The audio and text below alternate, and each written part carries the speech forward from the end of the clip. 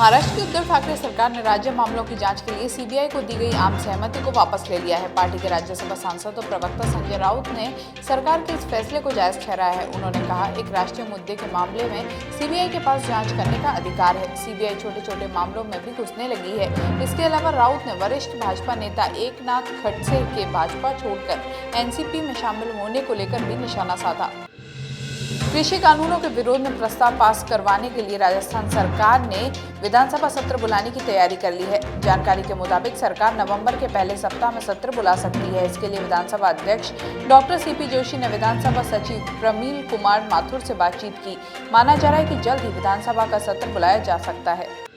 आज भारतीय स्वतंत्रता संग्राम के प्रमुख क्रांतिकारी अशफाक उल्लाह खां की जयंती है। इस मौके पर मुख्यमंत्री अशोक गहलोत ने ट्वीट कर उन्हें श्रद्धांजलि दी। बता दें कि 9 अगस्त 1925 को घटे काकोरी कांड में रामप्रसाद बिस्मिल के साथ उनका भी नाम सामने आया था। इसके बाद 19 दिसंबर 1927 को उन्हें फांसी दे दी गई थी।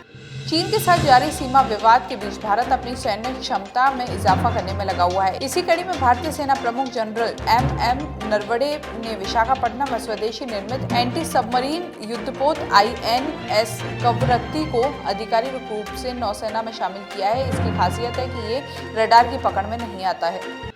पाकिस्तान की संसदीय समिति ने अंतर्राष्ट्रीय अदालत के निर्देशों के अनुरूप भारतीय नागरिक कुलभूषण जाधव को दी गई मौत की सजा की समीक्षा करने की मांग करने वाले विधायक को मंजूरी दे दी है। बता दें कि जासूसी आतंकवाद में शामिल होने के आरोप में भारतीय नौसेना ने अवकाश प्राप्त अधिकारी कुलभूषण जाधव को पाकिस्तान की सैन्य अदालत ने अप्रैल 2017 में मौत की सजा सुनाई थी। भारत और ताइवान के रिश्तों में लगातार सुधार हो रहा है। ताइवान के विदेश मंत्री जोसेफ वू ने इस पर बात करते हुए कहा कि ताइवान भारत में अब तक लगभग $2.3 बिलियन यानी करीब 16,900 करोड़ रुपए का निवेश कर चुका है और इससे हजारों भारतीयों को रोजगार मिला है। आरबीआई गवर्नर शक्तिकांत दास ने देश की अर्थव्यवस्था को लेकर बड़ी बात कही है। उन्होंने दावा किया है कि सरकार और आरबीआई की उदार और अनुकूल मौद्रिक और वित्तीय नीतियों की वजह से भारत इकोनॉमिक रिवाइवल के दरवाजे पर खड़ा है। ऐसे में जरूरी है कि वित्तीय संस्थाओं के पास ग्रोथ को सपोर्ट करने के लिए पर्याप्त पूंजी हो।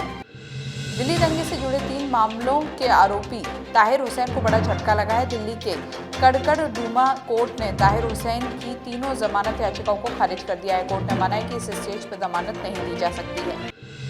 राजस्थान पुलिस में उप निरीक्षक संयुक्त भर्ती परीक्षा के लिए 26 से 30 अक्टूबर तक अभ्यर्थियों के मूल दस्तावेजों का सत्यापन करना होगा।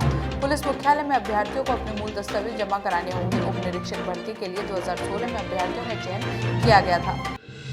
कांग्रेस के वरिष्ठ नेता पी चिदम्बरम ने आरबीआई गवर्नर के हाल में ही दिए बयान को लेकर सरकार पर निशाना साधा है। उन्होंने कहा कि नीचे की आधी आबादी के हाथों में पैसा और गरीबों की थाली में भोजन पहुंचाए बिना अर्थव्यवस्था में सुधार नहीं किया जा सकता है।